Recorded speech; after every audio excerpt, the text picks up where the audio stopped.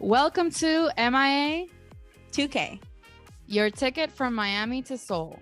We're Kathy and Laura, and we're so happy you could join us today. You probably know us from, just kidding, you don't know us yet. We're just two Miami girls with obsessive fandom tendencies who fell into the inescapable void of Korean entertainment. And we're here to share our insights and spill all the tea only grown fans like us can enjoy. We've done all the research and acclimating so you don't have to. Before we begin, please make sure you're following us wherever you listen to your favorite podcast.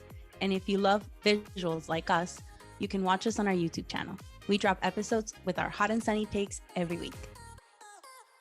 Hello, guys. So today is the unofficial anniversary of K-pop's inception.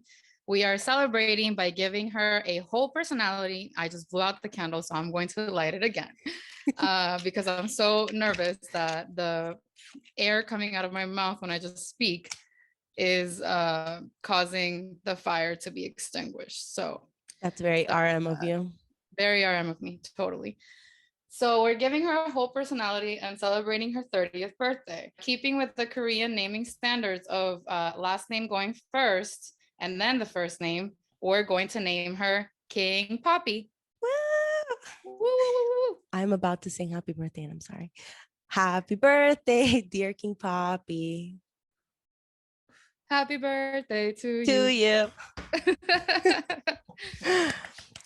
Yay. So with that, I wanted to show for those that are watching and not listening only our decorations. Yeah. I have a little crown that says happy birthday. Laura went all out. My back says dirty 30 because she's turning 30. And I made a cup sleeve for my beer. This is how you do it. Well, I just have the backdrop and I went and I bought myself a sundae and I had a candle, and that's about as much effort as I managed to put in for our girl King Poppy today because work and priorities and things. But we are still celebrating her, so hope she appreciates the efforts. Honestly. So as we mentioned earlier, basically today, April 11th, is widely considered as the beginning of K-pop. And that's why we decided to drop this episode today. I think it's crazy that the majority of idols that we stan are from the third and fourth gen. And basically, they never lived in a world without K-pop. They are younger than King Poppy. So that's wild to me, honestly. Yeah. King Poppy is older than Jin, and I'm not okay with it. Also, just by a few months, it's not that bad. I mean, it's like a lot of months. Like my birthday's in December, and I don't think I'm the same as somebody who's born in April. But maybe that's just me wanting to be younger. So King Poppy is an Aries, and from what I looked up online, it makes sense because she's energetic, she's bold. And she's her own cause of turmoil. I'm talking about the really toxic relationship between K-pop idols and K-pop fans, especially, the crazy fans that stalk people. Yeah. Anyway. Yeah. And I'm personally attacked by Aries all the time. So this gives me a little bit of a triggering situation, but I'm going to ignore it just because K-pop has brought so much good to my life. So. You have one friend who's a really good Aries. I do. She's not a typical Aries. So let me pretend that K-pop is also, or King Poppy also has redeeming qualities. It's funny because we actually recorded an entire episode, actually a few episodes when we first started the podcast that we hated. They will never see the light of day. They'll never air. And we, in those episodes, covered the beginnings of K-pop and all of that from a historic standpoint. But now that we've more found our groove, we're here to do justice to the topic. So let's keep celebrating our girl, King Poppy. And let's start with some really brief history, just covering the main points. So K-pop, as we know it today, is credited to have been born with the formation of the group Seo Taiji and Boys in 1992. Seo Taiji was an established artist at the time. He was into rock and heavy metal, but he wanted to try something new. And then he made a group with, and I'm sorry for butchering the names that I'm about to say, Yang Hyun-suk, who is fondly called Papa YG because he ended up founding YG Entertainment. He was a dancer at the time. So then they also met up with Lee Juno, and he is also a dancer. So that's how they formed the group between the three of them. Yeah, so it was basically Seo Taiji as the lead singer and songwriter, and Young and E as backup dancers, vocals, and choreographers. Their debut song, I'm going to butcher this, Nan Arayo, premiered on April 11th, 1992. And that's why we're here today. Pretty much. Thanks to these three men. That song, again, not super sure how it's pronounced, Nan Arayo, something like that. When I listen to it, it sounds like every 90s hip hop song, kind of like everything that came out of the hip hop scene in the 90s. It's very similar to that. The music video style also matches what we were seeing in the West. They definitely took their influence from all of that. And we will play you 5 seconds of it. We'll insert a clip right here, hoping not to angry the copyright gods, and so you can get a feel for it.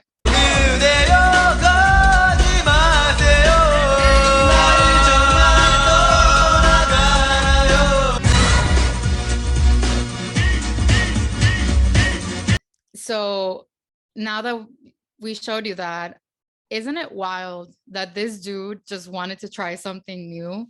And here we are 30 years later, having our lives wrecked on a daily basis, following like basically like a cult of boy bands and girl groups because of this one dude's like, let me experiment a little bit. It's like we're spending all our money just because this one guy said, yeah, let's do this. Like, it's crazy to me. When I saw them, they reminded me of like the New Kids on the Block. Totally. The only thing is, not very familiar with New Kids on the Block songs, but at least with Seo Taiji and Boys, their songs had like messages and they covered like serious topics, which was pretty cool, especially at that time in Korea. When before that, all the songs were basically just trot and they had to sing about Korea as a nation. And they couldn't just be about anything. So also, cool fact, maybe not that cool.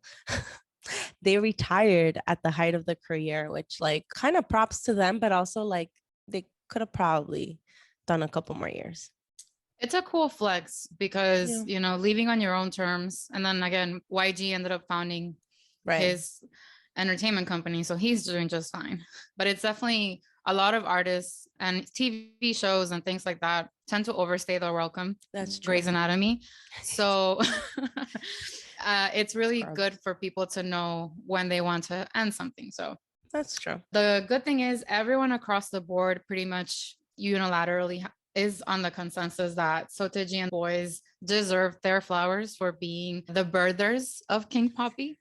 And now there are two major talking points that can quickly summarize the past 22-ish years of her life. So we know about the big three, question mark, now 4-ish, maybe not, depends on who you ask. We're not trying to start this fight. We're just, you know, kind of saying some facts. But the big three are the big three companies or agencies or labels that churned out all the popular K-pop talent from the first few generations of K-pop. So the YG Entertainment, as we mentioned earlier, they launched Big Bang, Blackpink, iKON, Treasure, Winner, among others. SM Entertainment launched Super Junior, SHINee, Girls' Generation, EXO or EXO, NCT, Red Velvet, aespa, among others. JYP Entertainment launched Twice, ITZY, Stray Kids, NMIX, I think it's pronounced. It's not NMIX, right? I think it's NMIX. NMIX, among many others. And then the fourth one, which now it basically can outshine the other three by itself, is Big Hit turned Hybe, which launched little ag known as BTS, Tomorrow by Together, 17, and Hypen, etc., etc. Yeah, groups span 4 generations. We are currently in the 4th K-pop generation. Most groups that are active now tend to be from the 3rd and 4th generation, though there are some that are still active that debuted in the 2nd generation. Shiny, where you at? But most groups that are top are 3rd gen, and that would be BTS, EXO, GOT7, NCT, Blackpink, Red Velvet, Twice, and some of the big contenders to rock this current 4th generation would be Stray Kids, ATEEZ, Tomorrow by Together, aespa, ITZY, Kepler, and NMIX literally debuted like 2 seconds ago. And one that could be pretty good is Extraordinary Heroes, but they dropped the one song and then they disappeared. So yeah. It was a really good song. Yeah, it was. We'll see what JYP has them up to right now. I don't know. So yeah, as I mentioned at the beginning, we are not really going to participate in this debate of the big 3 versus the big 4. In theory and just factually speaking, the big 3 is referred to as the companies that back then launched all the talent that was able to actually make it out and be successful. So technically speaking, it doesn't really make sense to say the big 4 just because Hype came into the fold, because the big 3 just refers to a term in time. Right. But today things have changed, and now Hype is such a big player that people have considered either knocking one of the 3 existing ones to put Hype in the picture, or just moving and saying the big 4. So whatever your preference is, it's fine. Yeah, cool. Whatever tickles your pickle, go with it. We're not going to judge, but we're just saying that those are the facts. Let's talk about the 4 of them and what's going on today, now that we cover the history a little bit. So the first thing that's interesting to me is that when I first started watching K-pop or consuming K-pop content, I don't know why I assumed, or I felt like all the big labels were going to be in big rivalries with each other, and they basically would like not acknowledge each other or not have their artists acknowledge artists from other labels. But it's not like that at all. There's a lot of crossover going on in K-pop, and it doesn't matter what label you're from, you're allowed to and sometimes encouraged to interact. One of the things that came with my comment of I thought that they were kind of against each other, but they're not. They're so not against each other that now they're actually partnering on things. So for example, YG and Big Hit have partnered in the past year, and now YG artists are in Weverse, which is the app that Hype artists have been using to communicate with fans, and their merch sells through the Weverse shop. So YG said, capitalism, here we are, and shipping prices, here we are. And on the other hand, JYP and SM are also joined forces. They use the same communication app as well. And I'm sure there's other things that I'm not privy to, but I always found it interesting that now there's, the big 3 or big 4 now are on a 2v2 situation. So we will find out what comes from that. And then general opinions on the 4 of them. I think management companies in Korea in general engage in a lot of problematic policies, or they didn't necessarily earlier have the artist's mental health and overall health as a priority. Some of these companies have really done their artists wrong. Some of, they also do things right in a lot of situations. So just like a quick pro-con list for all of them. JYP is one company that I have a hard time finding like what they do right. And that might be because one of the people that introduced me to K-pop constantly sends me like JYPP hatred things. So I don't have the most positive opinion, but I do have to say that JYP got it right when it came to Stray Kids and letting Bangtan handle everything, even if he screwed them over during the filming of the reality show and like permanently traumatized all of them for ratings and views, but it is what it is. So yeah, JYP I think can do a lot better, and the way that he handled GOT7 was horrible and tragic, and it's unfortunate that everything ended as they did. But the other good thing I guess I have to say about JYP is that all the artists that leave JYP leave in really good terms, and they have a good policy for people who want to leave. So that's that with them. YG has a troubled history with how they handle groups in general. The way that 21 disbanded was absolute trash, and they really should have done better. They owed their artists more than for them to find out they were disbanding through media. And that's unforgivable. So, you know, CL deserve better. All of the girls deserve better. But YG does have a lot of great talent, and I think that they're trying to get their shit together this year. They're bringing out some really great groups. They're putting out some really great content. They're trying to make Blackpink come back and be stronger than ever. So hopefully they improve, especially with the partnerships that are like going on. Go ahead.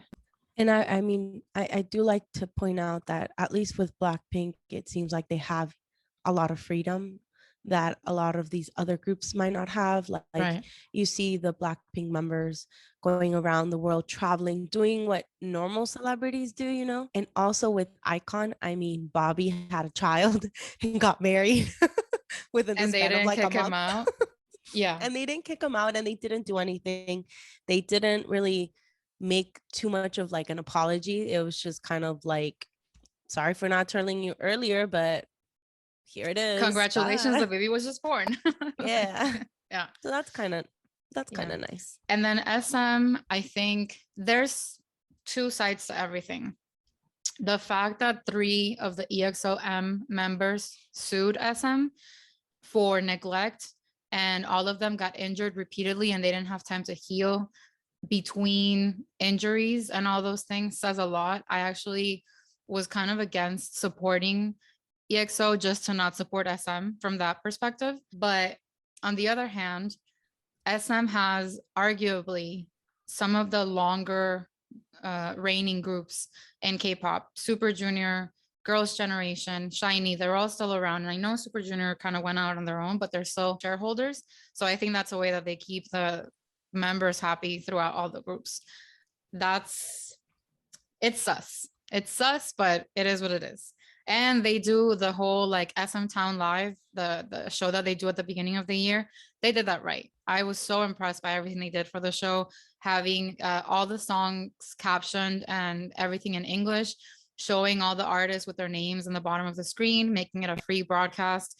It was seen all over the world from every account you could think of. They really did that one right. So I think and the fact that they're trying to get into like the newer generation with FX and things like that, I think that they have a lot of good things in strategy putting forward. And with HYBE, they created BTS and will forever be thankful for that. I think one of the things that I've seen from HYBE that I haven't seen as much from other companies, and it might just be lack of exposure, I'm not saying that they don't do it, but HYBE really seems to prioritize their artists' mental health care. And when BTS, for example, during one of the BTS run episodes, or actually during a few of them, when they put the members in charge of, let's say, producing their own music video, or they have to produce a show, everyone has a task that is kind of similar to whatever the staff does on site for them.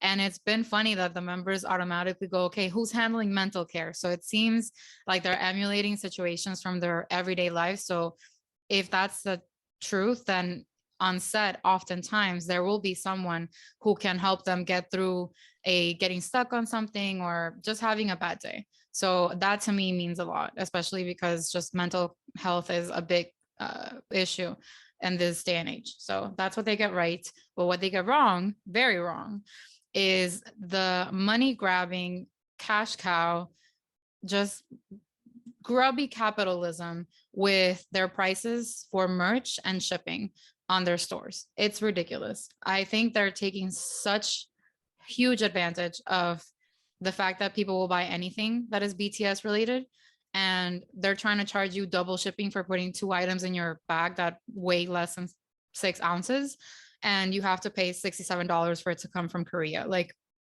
the math is unmathing. I agree with everything you said. I specifically know a little bit more about HYBE because, you know, we're more into BTS.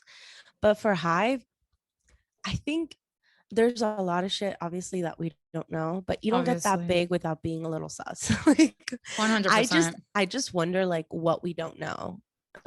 Actually, about all these companies, like, if we know the bad things about the big 3, and they're pretty bad, imagine what goes underneath. Like, kind of blows my mind, but also 100%. genius in a way. Yeah, like you said, if you don't get to that point without stepping on some toes, it is what it is. And since we talked a little bit about the big companies, we also wanted to mention the smaller ones. We're just going to talk about two in particular, because if not, we could go on forever. Mm-hmm. So one of the companies that we wanted to talk about was KQ. They're the managing company of ATEEZ. ATEEZ is their only idol group. They started not really thinking they were going to debut an idol group. They just started to manage Block B, which is a group that Zico is in. But then apparently our little leader, Hongjoon, wrote them a letter saying, hey, I want to be part of the company that Zico is in. Here's me and all my talent. And they're like, oh, wow, maybe we should start an idol group. So they did. They actually have a partnership with Sony Music Entertainment Korea, which I think maybe how they're able to do a lot of the things that other smaller companies might not be able to do. I mean, ATEEZ is pretty young and they've gone on 2 world tours. Their music videos they look pretty expensive. Like they it looks like they have some money backing them up. And aside from that, from like the interwebs, all the gossip says that, you know, they treat their idols pretty good. Before they debuted, ATEEZ came to the US for like dance lessons. The members have said in interviews that their dorms are pretty big, that they don't have a money limit for food. They can buy and eat whatever they want. And they do have some freedom in creating music. Hongjoon and Mingi are pretty involved when it comes to the rap. And so that's kind of nice, you know? And they don't just have freedom with music. When it comes to ATEEZ, they seem to be one of the groups that enjoy a lot of other freedoms. Like they don't have a dating ban. They don't have a tattoo ban. The only ban they have is Sam can't jump around because he's a fucking crazy person.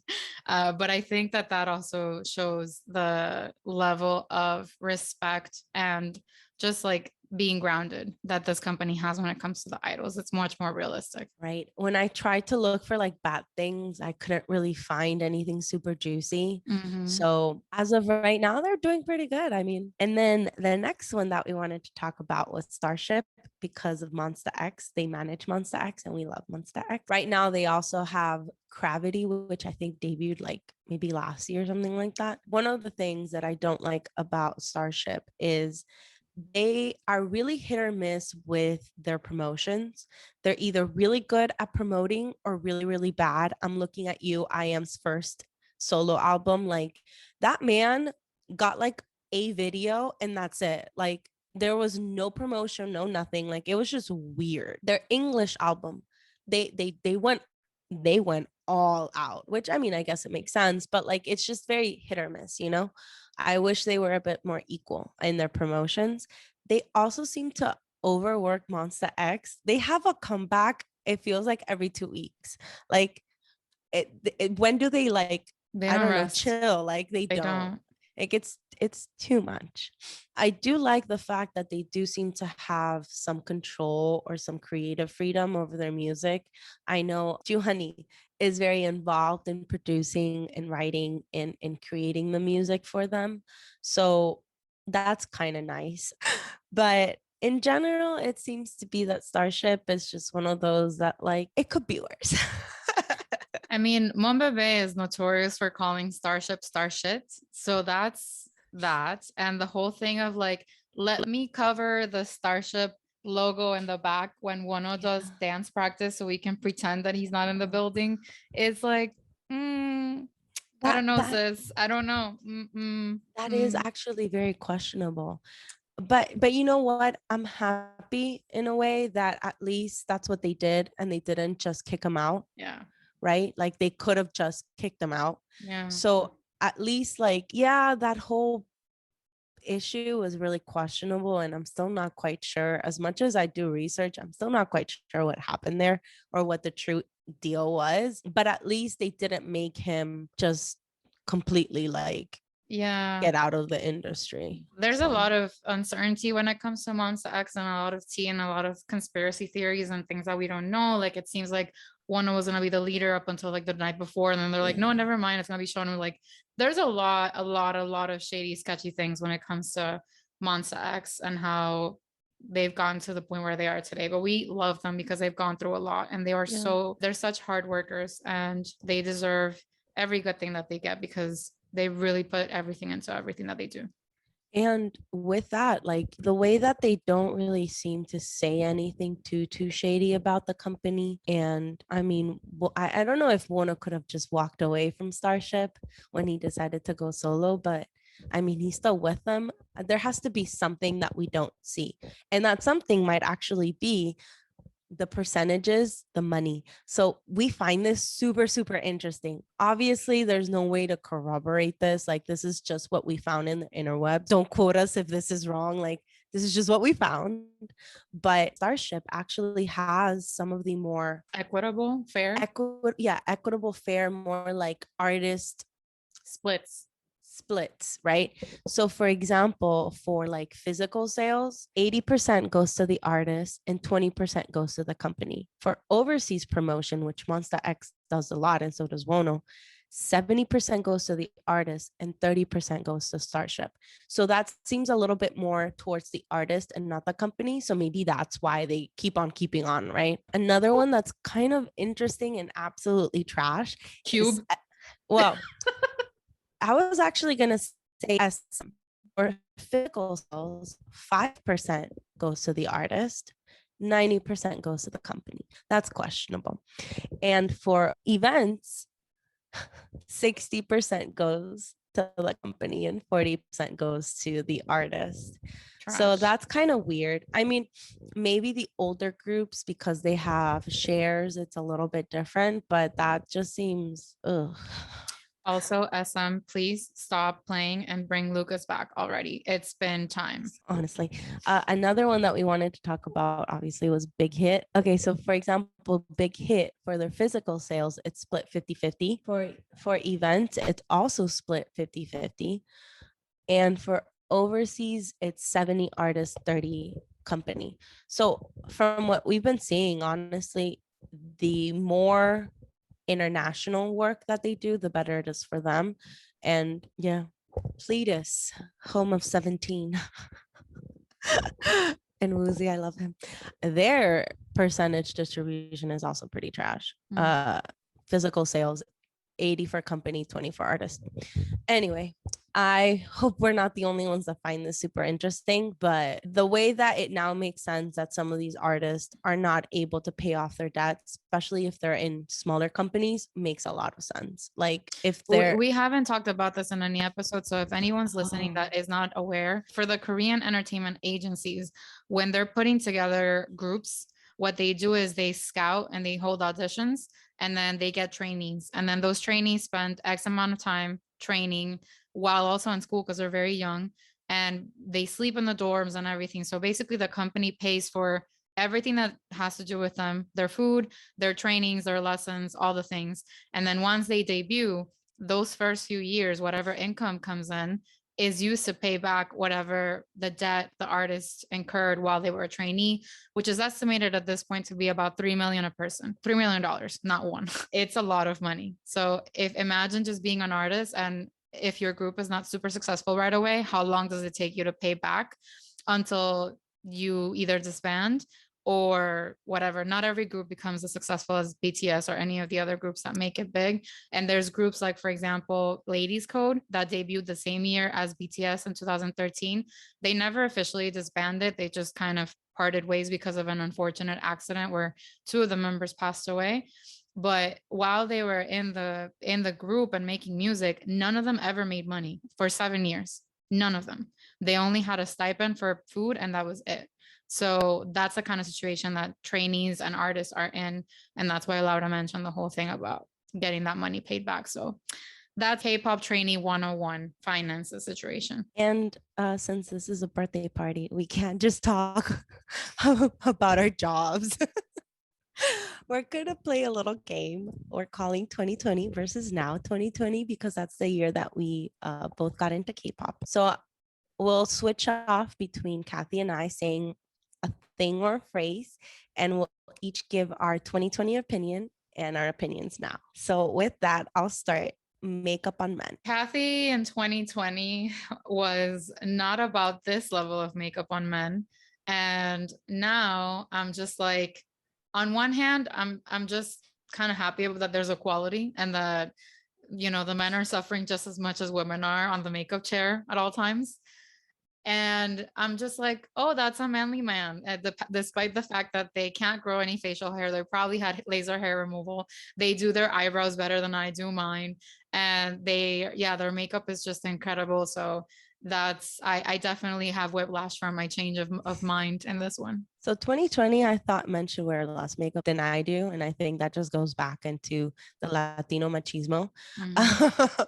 And now I mean, it can be really sexy if done right. If it's done wrong, like you've pointed out multiple times with Monster X and their maroon lipstick, it's terrible. But overall, yeah, it's sexy. And the eyeshadow too is very heavy-handed. So oof, it's pretty bad. Now, Laura, how did you feel about bowl cuts and mullets in 2020? And how do you feel about them now? So in 2020, all I could picture when I heard bowl cut was like a mom going with an actual bowl and just cutting their child's hair.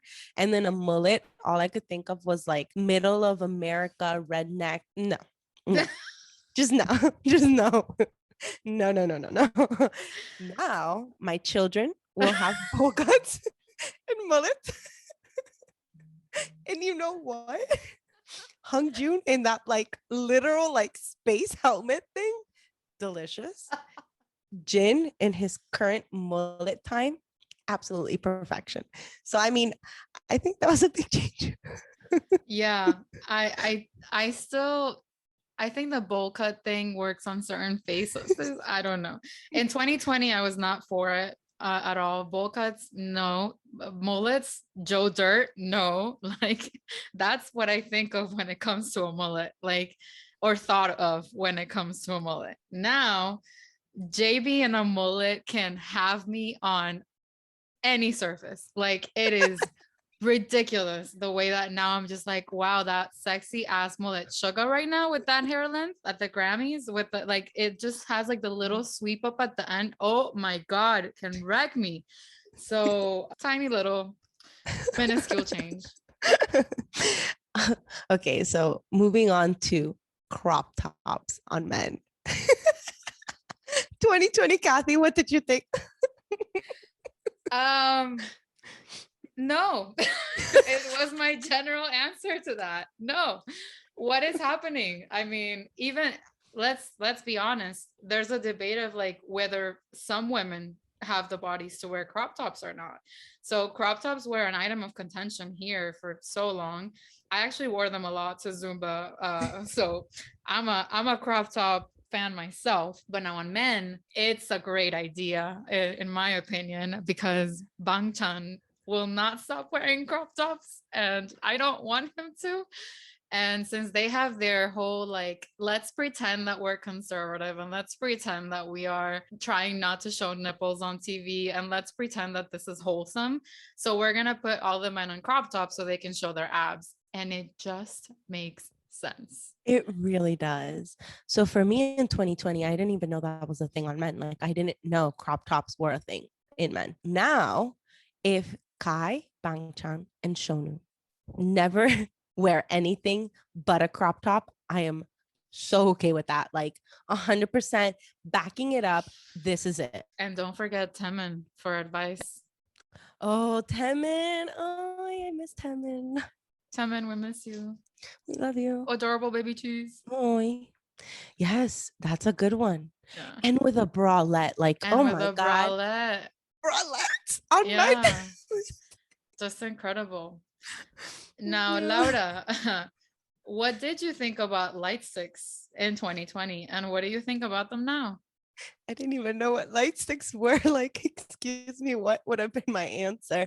And then right now, like, can you even call a concert good if it doesn't have like some sort of light stick or like light stick adjacent trash? It's no, like what do you even do with your hands? Like, yeah. in my case, before 2020, when I went to the Coldplay concert back in 2016, and that was the first time that I wore and saw the effect of the flashing wristbands. And I was like, wow, Coldplay's so innovative, kings of the world. They deserve everything, which can all be true, but they were not the ones that came up with this. And now, I mean, this was one of those things where, and I think this is 99% of the list, but one of those things that I had no choice but to stand because of you, because you were the one that pushed me down the rabbit hole to get all 3 of the light sticks that I own right now.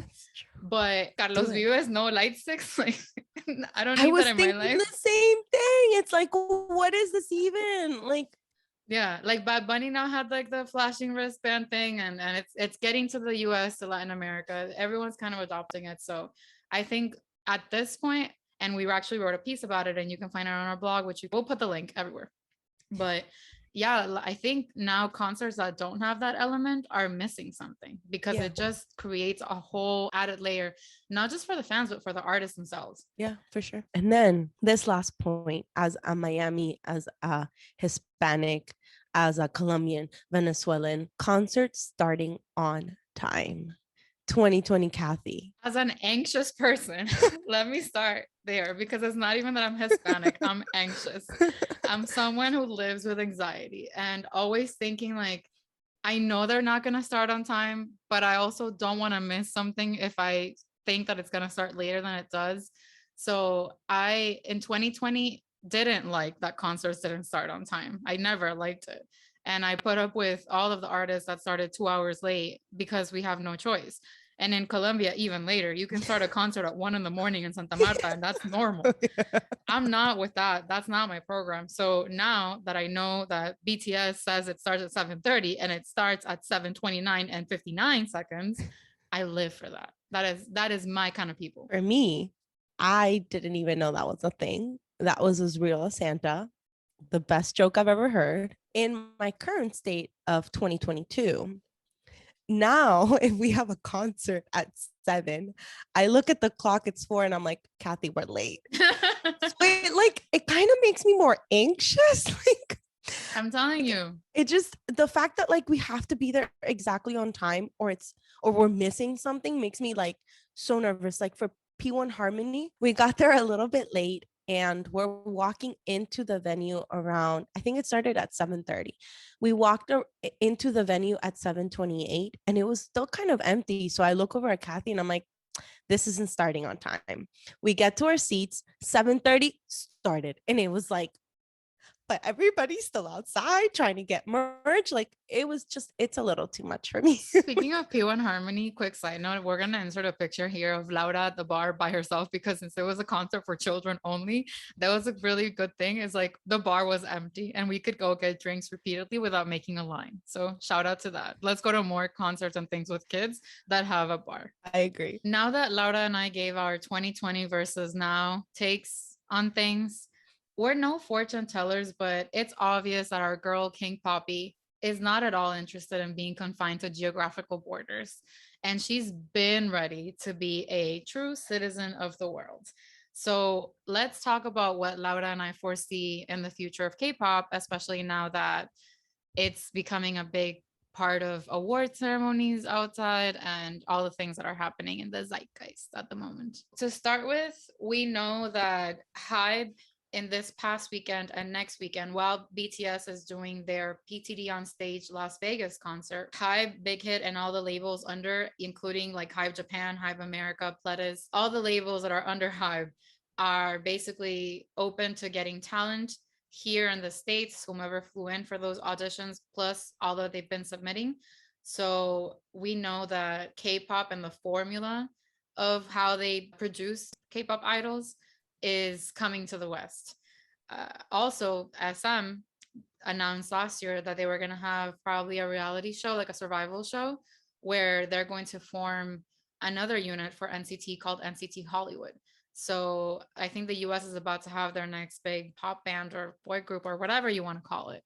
It's coming. For me, HYBE already owns the music industry pretty much at this point with their buying of Ithaca Holdings.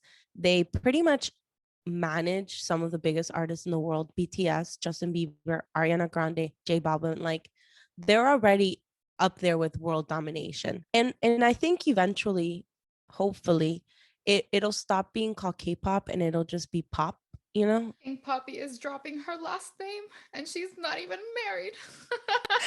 She's staying single.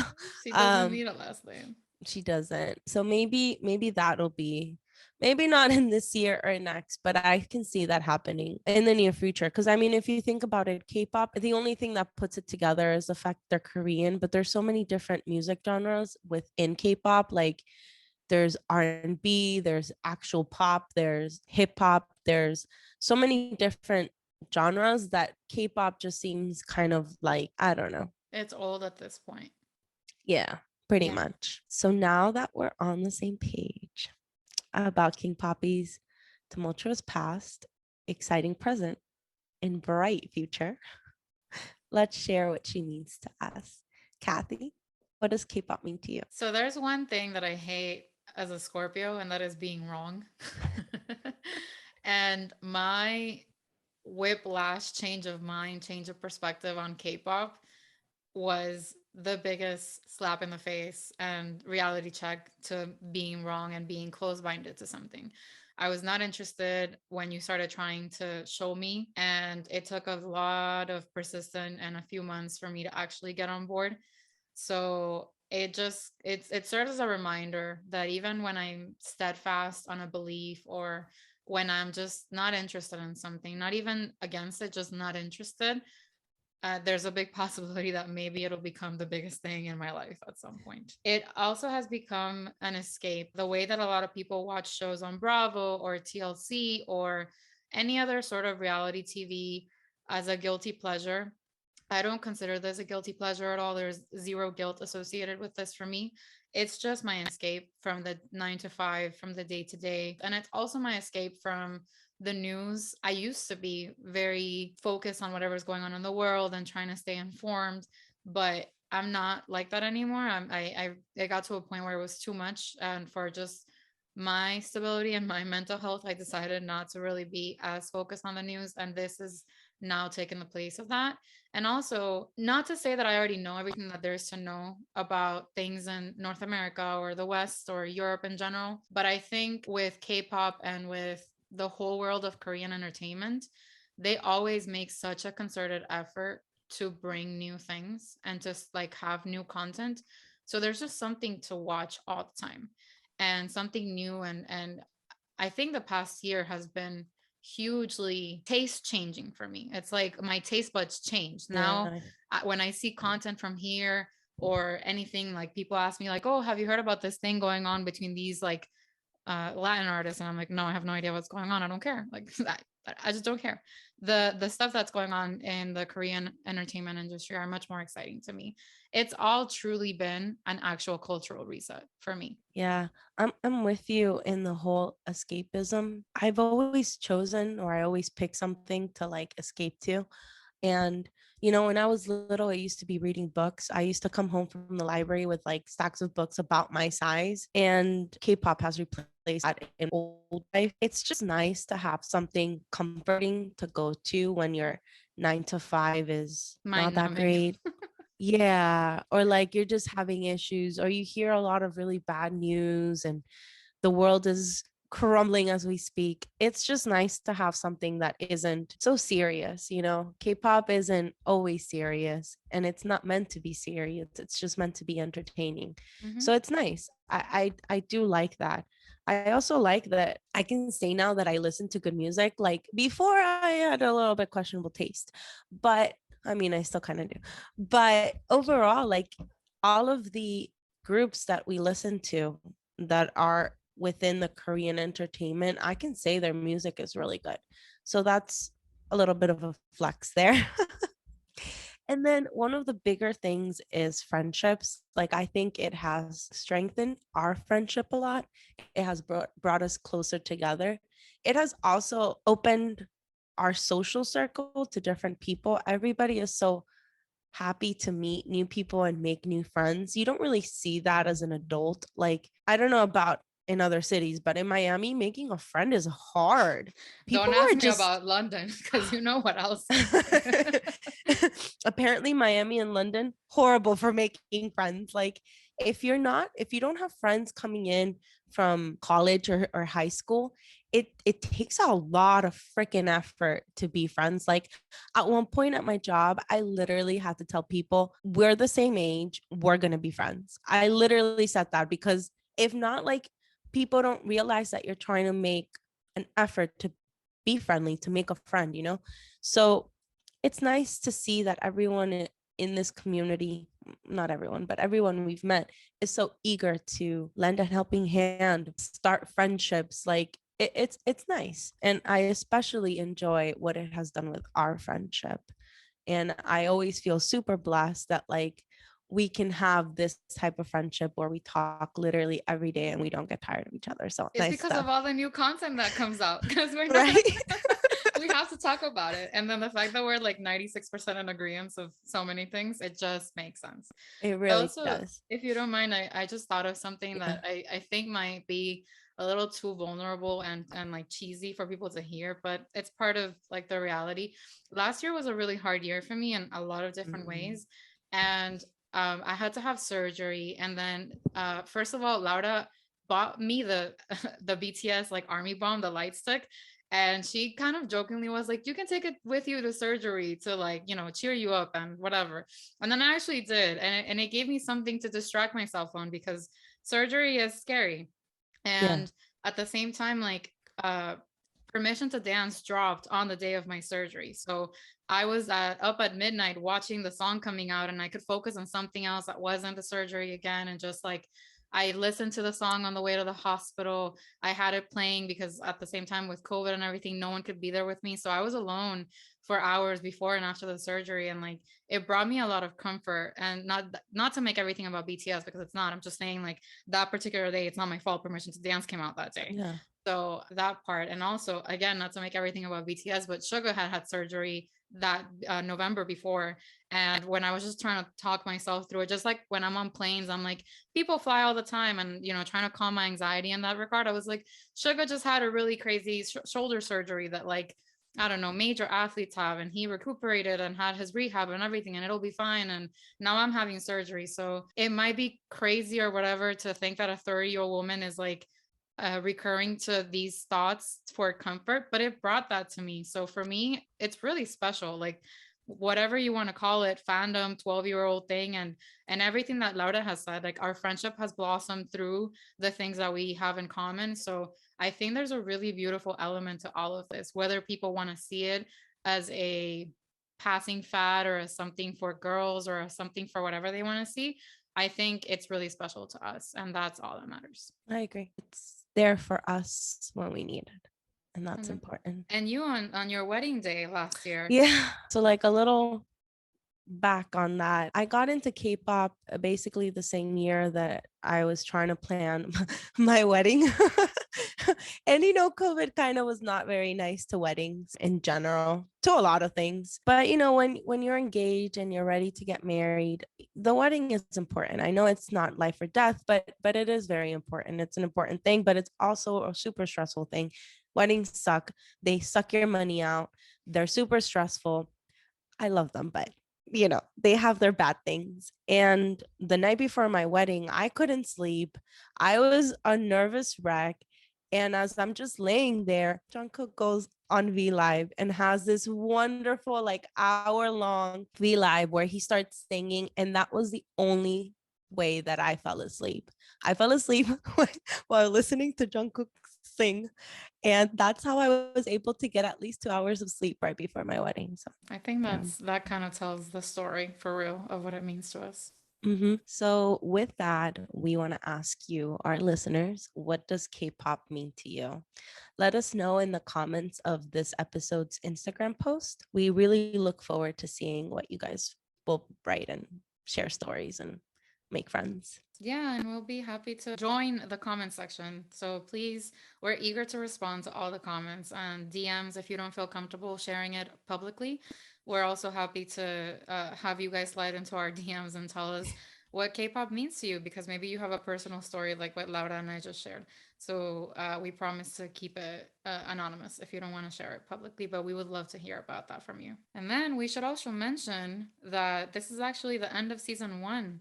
Laura and I have been going nonstop since December and this awesome project for us, which we love so much. We started with a list of ideas that we wanted to do for episodes that has kind of morphed into something else because we're doing things and learning as we go, and we're trying to stay on top of the events and things that are relevant for a specific amount of time. So this is episode 15, and we've decided to cap the season here. We're gonna take a very short hiatus, about a month, so we won't be gone too long. You won't miss us that much, but we will come back stronger. We will work harder and we will come back and show you a different side of ourselves. And we won't be going anywhere. Like, you'll still hear from us on social, but just know that there will not be any new podcast episodes coming out over the next couple of weeks, or few weeks rather. Yeah, we'll still be active on socials, but we're really excited to be able to take this break. We have a lot of really good ideas for our next season, things that will definitely improve the podcast and make it a little bit more interesting for you guys and for us. So we're really excited about it. Thank you so much for listening. We hope you continue to listen and stick with us onto season 2. And happy birthday, King Poppy. Happy birthday. Woo! Oh my God, I'm a woo girl. Oh, that's a perfect ending. That's a perfect ending. Thank you so much for listening to this episode of the MIA2K podcast. We have lots of great content coming up ahead, so please don't forget to follow and subscribe to our show on Apple Podcasts and Spotify. And if you enjoyed our episodes, please rate us 5 stars. And for the real-time tea, follow us on Instagram, Twitter, TikTok, and Facebook by searching for @MIA2K Podcast. Dale, bye.